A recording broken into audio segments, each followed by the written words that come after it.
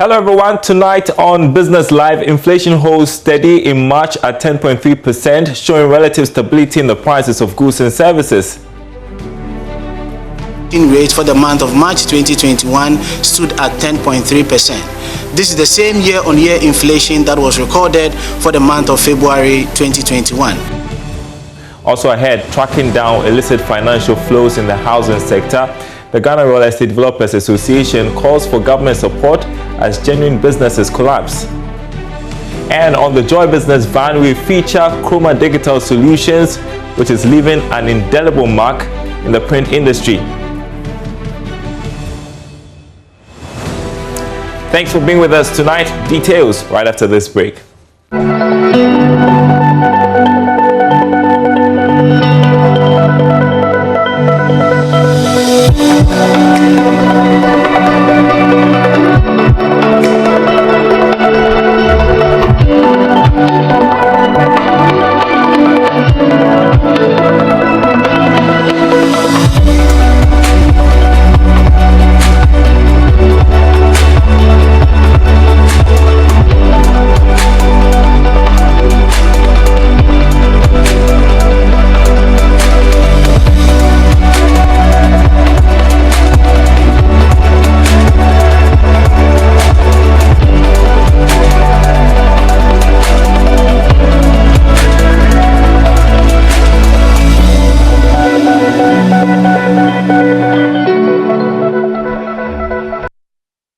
Your commodity update.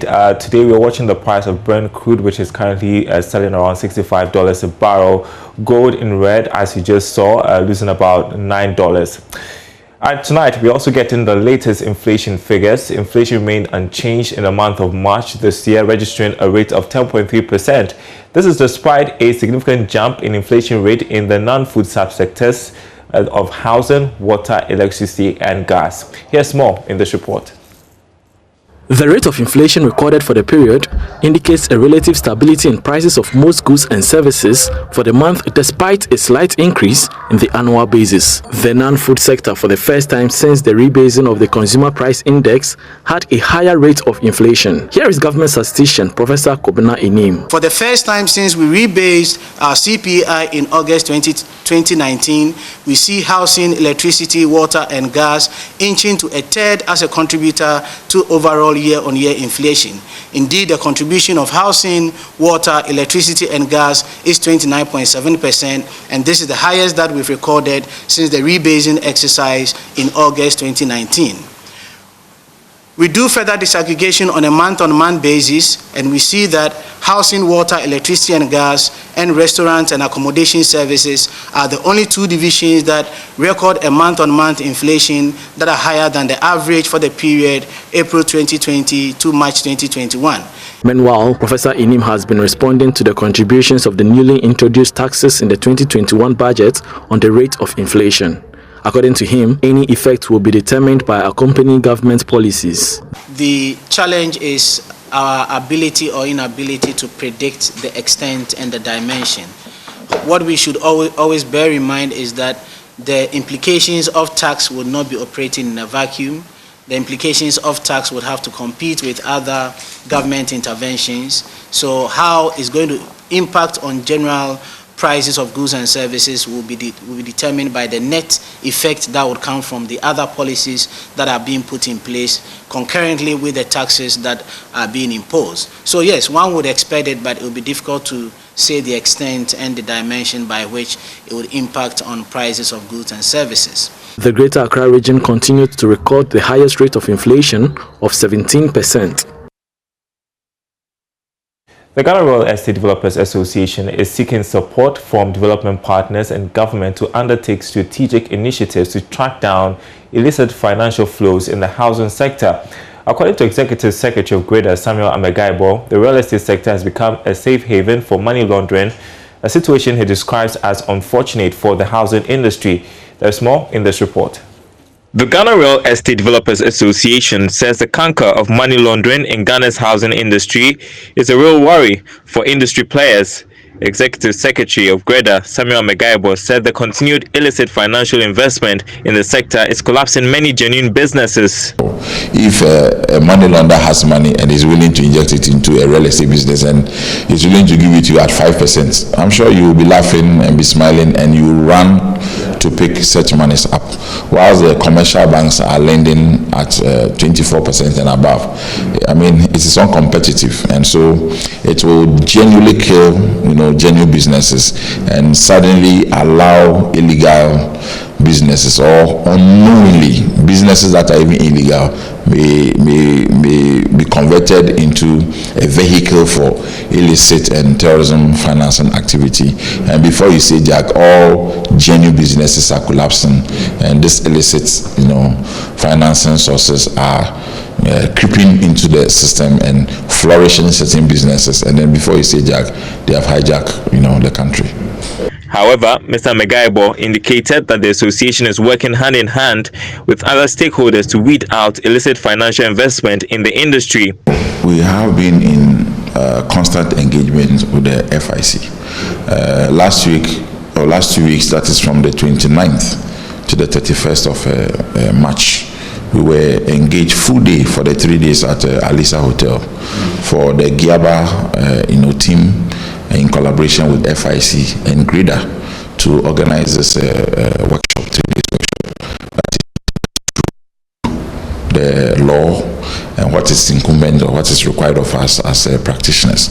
So as an association, we are already doing the sensitization. If you listening to me carefully, I told you that the act itself was in force from 2008. So about 12-13 years down the line, we are still in the sensitization period, because we haven't done enough in terms of education for people to appreciate it. So at our level as real estate developers, we are committed to weed out this group of people. If we find them, we will not want to shield them. So we are doing our best to work with the law enforcement agencies to ensure that we don't allow such investment into our businesses. The situation, if not well managed, could have adverse implications on national and regional efforts in combating money laundering and terrorism financing. But the association believes... All right, that report was filed by Nicholas Brown. Turning next to another important event today that has got to do with the National Dialogue on Small-Scale Mining, where the President, Akufo-Addo, has been calling for consensus on sustainable methods of mining. This, he believes,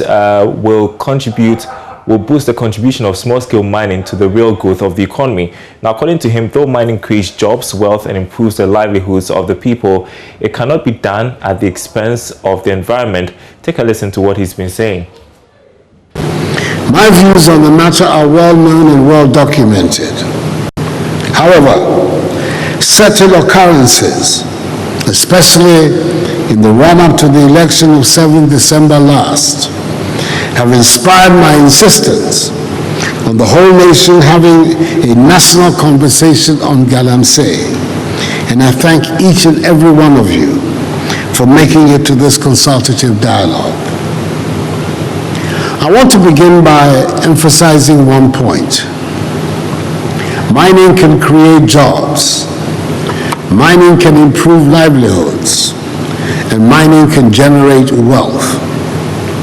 But it cannot and must not do so at the expense of damaging the very environment that produces the riches. We have to acknowledge that Ghana is not made up only of the humans, but is also made up of the soil, the mountains and valleys, the forests, the rivers, the lakes, the seas, and the plant and animal life as well. Without them, we humans cannot and will not survive, and so they also need nurturing. We have to acknowledge that the natural environment has as much right to be here as we humans do. In many parts of the world, stories abound of wildlife returning to rivers and lakes, parks and gardens, and even to some town and village centers as people retreated into lockdowns or cut back on open public activities because of COVID-19. There is clearly a contest between us, humans, and the natural environment, and it is a lesson we must collectively confront. We must adapt to coexisting in peace and harmony with nature. This is the time to help rejuvenate our land, the time to take a careful look at how we use the land, the time to revisit our farming and building practices, and yes, the time to address the issue of galamsey. President of the Ghana Chamber of Mines, Eric Isubonting, also addressed that event. He wants regulatory bodies to create a conducive environment for all players in the mining industry. The risk of preaching to the converted permits me to define what the Chamber believes to be a mainstream small-scale mining sector. For us at the Chamber, mainstreaming means creating a structure that facilitates permitting, exploration, production, monitoring, regulating, and above all, creating support systems for the small-scale mining players to operate in a responsible manner whilst meeting their statutory obligations. In this regard, it is our expectation that the institutions of state that are mandated to ensure the regulation and promotion of the small-scale mining subsector will be aligned in purpose and direction to create a harmonious and conducive operating environment that benefits the operators, the state, and other stakeholders. One may ask why we are all so fixated on the formalization of small-scale mining sector. All over the world, the extractives industry contributes immensely to the economies of countries. In Ghana, the mining sector's contribution to GDP is about 10%. And it is the largest contributor to our gross merchandise exports, accounting for about 43% of gross merchandise exports. The industry was second largest contributor to direct domestic receipts by the Ghana Revenue Authority. These metrics are not inclusive of the value created across the business linkages that the mining industry offers to the non-mineral economy. The sector's importance requires that we continue to reevaluate its systems to obtain more inherent benefits for national development through mainstreaming, especially the small-scale mining subsector. Turning next to the railway sector, where government has begun processes to procure 2 diesel multiple unit coaches for the railway line from Tema to Mpagadan. This is part of moves to ensure that the about 70-kilometer railway line begins operations by November this year. Chief Executive of the Ghana Railway Development Authority also disclosed this to Joy Business when he took the Minister for Railways on a tour to inspect progress of work. Here's a report of the day's tour of the project site. The railway line from Tema to Mpagadan is progressing steadily despite few challenges encountered by contractors. According to the Ghana Railway Development Authority, the Ministry of Finance has approved for the purchase of 2 diesel multiple unit coaches for the purposes of this line from Tema to Mpagadan. We are working, to address them. Have we started procuring coaches for them already? Yes, my understanding is that this section 2 coaches has already... The Ministry of Finance has approved the purchase of 2 DMUs, which is diesel multiple units, to transport passengers from Tema to Mpagadan. Yes. So when are they likely to enter into the country? Most likely before the completion of this project in November, before November. Meanwhile, the Railways Minister, after the tour, expressed confidence that the timeline of November 2021 will not be extended. John Peter Amewu also disclosed that he will begin formal discussions with the Transport Minister to develop an ultra-modern terminal and port at the terminating point of the railway line at Mpagadan near Kosombo. They should be able to live up to that completion period. Progress is quite encouraging. At Mpagadan, you saw what we witnessed there. There was a bit of concern. What happened? What next? And it's important that we need to talk to my colleague, the Transport Minister, to have some level of collaboration to see what we can do quickly at the the port of Mpakadan. Otherwise, it's a train to say nowhere. It's important that some activities is done there, which obviously falls within the Transport Ministry's area. So I have to discuss with you and engage him quickly. Because of this progress, completion, as I said earlier on, would be sooner than expected. And that port needs to be completed. The visit also took the minister to the Kwamu Paramount Chief's Palace, where he paid homage to the traditional authority and also seek his blessings before the main inspection work. He called on the people of Kwamu and communities along the route to grant government the necessary support to complete the project, which is about 80% done. With the support of the queens, the support of the chief and elders of this community, especially on the right of way and the corridor of where this railway line is passing, with your support, Ghana will become a shining star within the sub-region. What is interesting about this particular railway line is the fact that it's more of a continental railway line. It's running right down from Tema through Mpakadan straight to Burkina Faso. About 2 weeks ago, we were in Burkina Faso to have interactions with our counterparts. And that agenda for development and completion of this railway line is on course. Paramount Chief of Kwamu Nanaudin Kwafuakutu III, on his part, requested all outstanding compensations be made to affected farmers and community traders along that route. So I know by now all crops and buildings has been paid. We thank you very much for doing that work for us. I know we are now going to move on to land compensation. Ananum have realized that even though we are paying compensation for lands used, some of the lands were kind of leased to our tenants who has built properties and things on them. You know, some of the lands were given like 50 years, 70 years, 99 years. All we are saying is these kind of modalities should be worked out well so that the reversions can come back to the allodial owners of the lands. He also called on the ministry to hold a stakeholder debate to engage the community on the importance of the project. Some other news you're monitoring for you tonight. Mechanical Lloyd has announced it is delisting from the Ghana Stock Exchange effective Friday the 16th of April. Already 165 shareholders have tendered in a total of 2.8 million ordinary shares. To this end, a settlement to all applicants was concluded on the 8th of April per the offer timetable. The company offered to purchase the outstanding shares at 10 pesos per share, representing a premium of 11.1%. Shareholders of the automobile firm approved the delisting of the company from the Ghana Stock Exchange in October last year.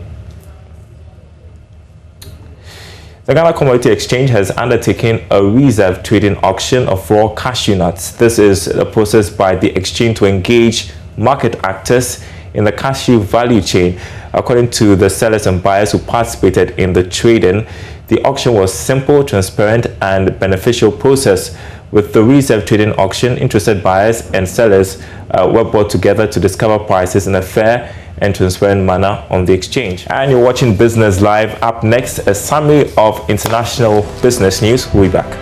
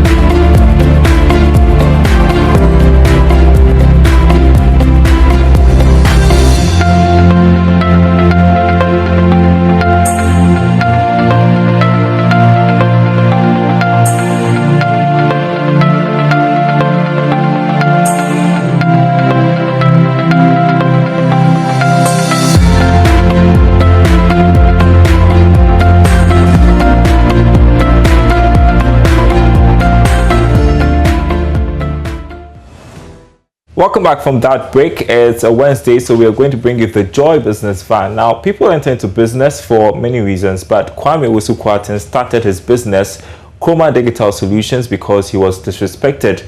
The printing firm is only 6 years in business, but has left its clients with lasting impressions. Chroma Digital Solutions is our feature tonight. Kwame Owusu-Kwarteng. I'm CEO of Chroma Digital Solutions, and welcome to my press.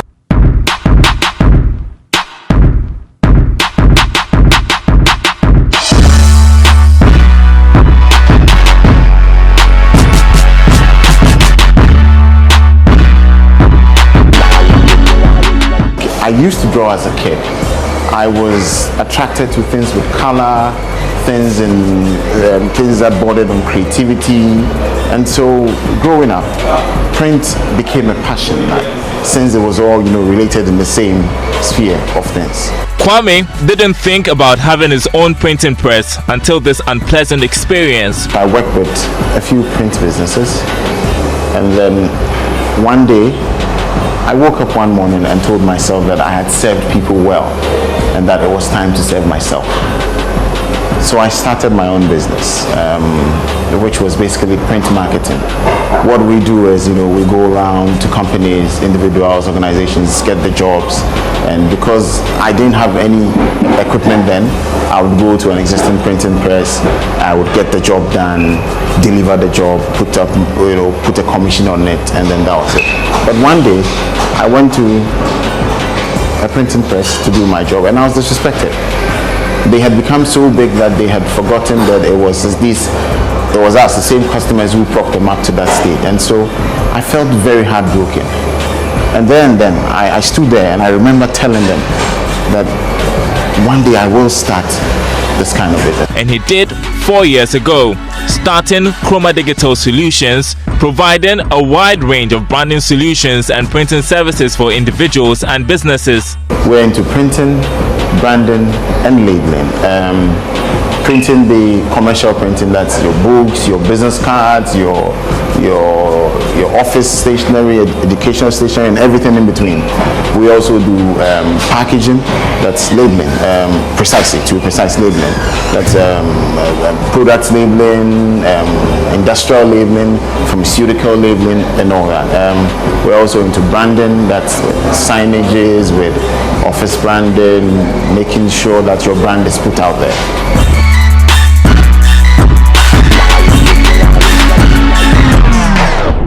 On the average, we do like 180 different orders a day, ranging from corporate folders, envelopes, product labels, business folders, and anything in between.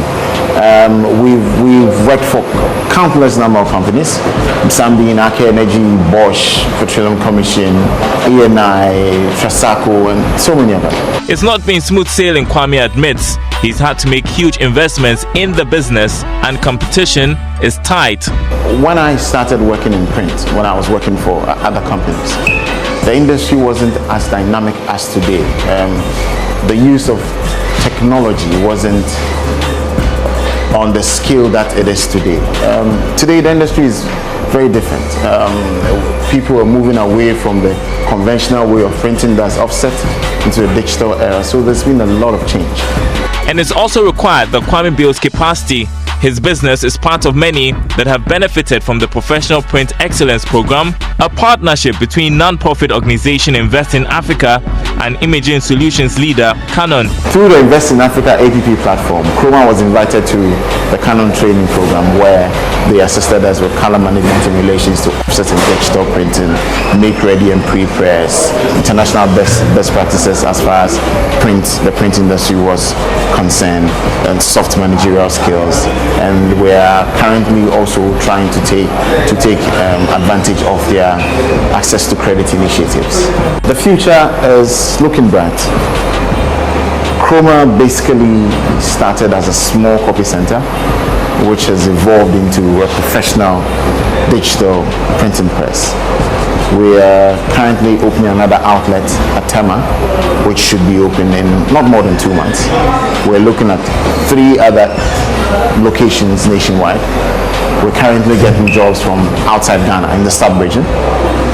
So we're also looking at going regional. For us at Chroma, it's unlimited opportunities.